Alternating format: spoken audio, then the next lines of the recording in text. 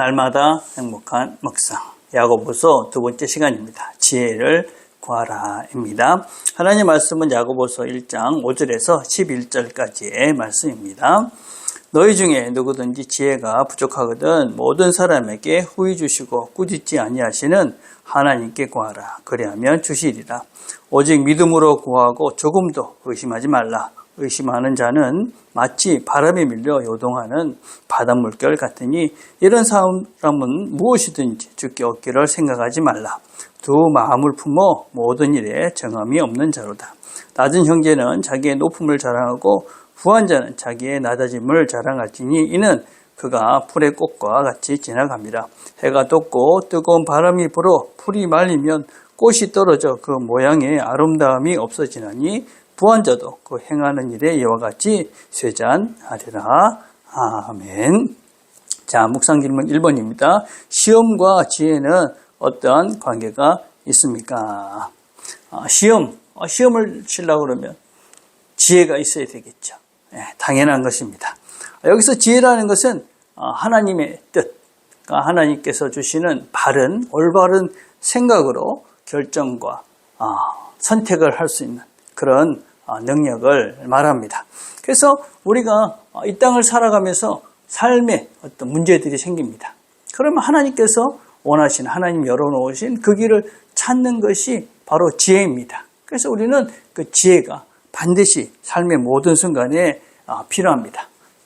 지혜의 모든 근본이 바로 하나님입니다. 그래서 예수님은 그 가장 지혜로우신 분입니다. 그래서 그분이 걸어가신 그 길은 가장 지혜로운 것이고 그분의 말씀은 가장 지혜로운 것입니다. 이 땅을 살아갈 수 있는 가장 지혜로운 길, 그게 바로 예수님이시고 그분은 우리에게 가장 지혜로운 길을 열어놓으신 분이다라고 말씀합니다. 그래서 우리는 지혜를 하나님께 구하는 것이지요. 이 삶을 바르게 살아갈 수 있는 하나님의 뜻, 우리가 바르게 선택하고 결정할 수 있는 하나님의 그 생각, 그것을 우리는 반드시 구해야 합니다. 그래서 우리는 지혜, 이 땅을 살아가면서 바르게 우리에게 닥치는 모든 문제들을 해결하기 위해서 하나님이 주시는 그 생각, 그 결정, 선택할 수 있는 능력이 필요하다. 2번입니다. 하나님은 우리의 기도에 대해 어떠한 마음을 가지고 계십니까? 하나님께 우리가 지혜를 구하는 것입니다. 하나님 주십시오. 그럼 하나님은 후히 주신다. 넉넉하게 주신다. 꾸짖지 않는다. 그렇게 말씀합니다. 구하는 자에게 하나님은 주신다. 그렇게 말씀합니다. 지혜를 구하는 자, 바르게 선택할 수 있고 결정할 수 있는 그런 능력들을 하나님은 우리에게 주신다. 그렇게 말씀합니다. 그래서 우리는 어떤 문제가 이렇게 닥쳤을 때 지혜를 구하는 것입니다.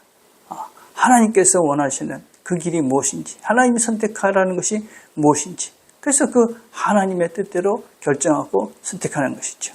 그런데 우리가 이게 잘 안 됩니다. 믿음이 없는 것이죠. 그래서 요동치는 바다와 같이, 물결같이 늘 이것이 맞나 저것이 맞나 왔다 갔다 하는 것이죠. 여러분, 우리 인생에 있어서 어떤 닥치는 그런 시험은 벼락치기로 되는 것이 아니죠. 우리가 학교 다닐 때 시험 전날 막 쳐서 시험을 쳐가지고 좋은 성적은 낼 수 있을지 모릅니다. 그러나 인생에 있어서의 그런 시험은 그렇게 벼락치기로, 특별히 신앙의 이 시험은 벼락치기로 되지가 않습니다. 하나님께서 원하시는 것을 선택하기 위한 그런 훈련들을 우리 일상에서 늘 해갈 때, 우리 큰 문제가 닥쳤을 때 우리는 그것을 하나님의 뜻대로 우리가 기도하고 하나님이 그것을 원하시는구나. 그래서 선택하고 결정하고 그 길을 갈 수 있는 것이지 그냥 아무것도 준비하고 있다가 갑자기 어느 날 그렇지는 않다 하는 것입니다. 그래서 우리는 이 일상의 하루하루의 삶 속에서 작은 것이라도 조그마한 모든 것들을 하나님께서 원하시는 것이 무엇인지를 우리가 생각하면서 그 뜻을 구하면서 지혜를 구하면서 그렇게 하루하루 살아갈 때 우리 앞에 정말 큰 시험이 닥쳤을 때도 하나님께 지혜를 구하면 그것을 이겨갈 수 있는 하나님의 능력을 우리가 얻게 된다. 그래서 하나님은 우리에게 지혜를 구하는 자에게 후히 주십니다. 우리가 구하지 않았기 때문에 받지 못한다. 하나님은 모든 지혜의 근본이시다. 그래서 우리가 하나님이 원하시는 것이 무엇인지를 잘 분별해서 그래서 일할 수 있도록, 선택할 수 있도록 하나님께 기도하며 이 지혜를 구하는 것이 인생을 살면서 무엇보다도 중요하다. 자, 3번입니다. 가난한 자와 부한 자가 가져야 할 자세는 무엇입니까? 여기서 말하고 있는 이 가난한 자, 부한 자, 이 모든 사람들은 그리스도인들을 말하고 있습니다. 그리스도인 중에 가난한 자들이 있습니다. 왜 그렇게 됐는지 여러 가지 원인이 있으죠. 그렇지만 그 그리스도인들이 가난했을 때 자기의 높음을 자랑하라 이렇게 이야기합니다. 이게 무슨 의미냐? 이 사람들이 가난한지는 여러 가지 이유가 있을 것입니다. 신앙 때문에 그럴 수도 있고 어떤 박해 때문에 그럴 수 있고 여러 가지 원인이 있을 것입니다. 태생적으로 가난할 수도 있겠죠. 그런데 그럴 때 우리가 보아야 될 것이 무엇이냐? 가난한 그 상태가 아니라 우리가 예수 안에 있는 그런 영적인 부양을 보라 하는 것입니다. 내가 어떤 문제, 어떤 가난 이런 것들을 볼 때 내가 그것보다도 더 큰 영적인 부양이 있다. 그래서 우리가 내가 가난하지만 나 영적으로는 하나님과 함께하는 영적인 부유한 사람이다. 그래서 그 가난보다 하나님께 더 집중해라. 이렇게 권하고 있는 것이지요. 또 그 부한 자들에게는 뭐라고 이야기합니까? 낮아짐을 구하라. 그렇게 이야기합니다. 그리고 그분은 반드시 사라진다. 낮아짐. 영적으로 더 겸손해져라. 그 말입니다.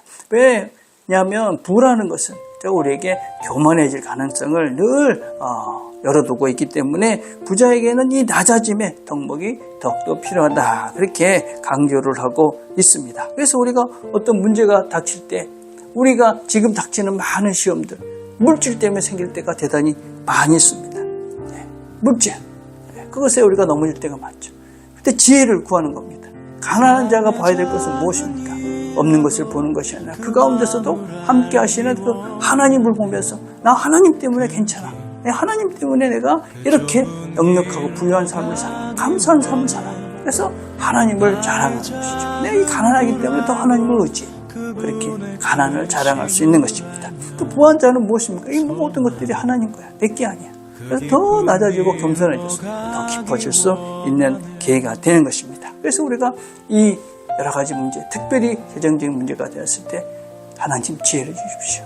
내가 더 낮아질 수 있도록 또 하나님 내가 더 하나님을 자랑할 수 있도록 그래서 하나님 지혜를 주십시오. 그렇게 구할 때 우리가 물질로 인해서 생긴 여러 가지 문제들 앞에서 우리가 당당하게 문제를 이기고 하나님 기뻐하시는 선택들을 해갈 수 있을 것입니다. 오늘도 우리가 넉넉하게 주시는 그 하나님의 지혜를 구하고 하나님의 지혜로 선택하며 결정하며 그래서 하나님께서 주시는 넉넉함을 누려가는 저와 여러분 되기를 간절히 바라겠습니다. 우리 함께 드릴 기도는 구한 마음으로 풍성하게 주시는 하나님 앞에 늘 감사로 기도하는 우리가 되도록 그렇게 기도했으면 좋겠습니다. 기도하겠습니다. 하나님 감사합니다. 오늘도 함께 말씀을 나눴습니다. 우리에게 지혜를 늘 주시기를 구하는 자에게 지혜를 주십니다. 하나님 우리에게 지혜를 주십시오. 하나님께서 원하시는 것을 선택할 수 있는 바른 것을 선택할 수 있는 옳은 것을 선택할 수 있는 지혜를 주셔서 하나님이 주신 지혜로 풍성한 삶을 살아가는 우리 모두가 되도록 은혜를 베풀어 주옵소서.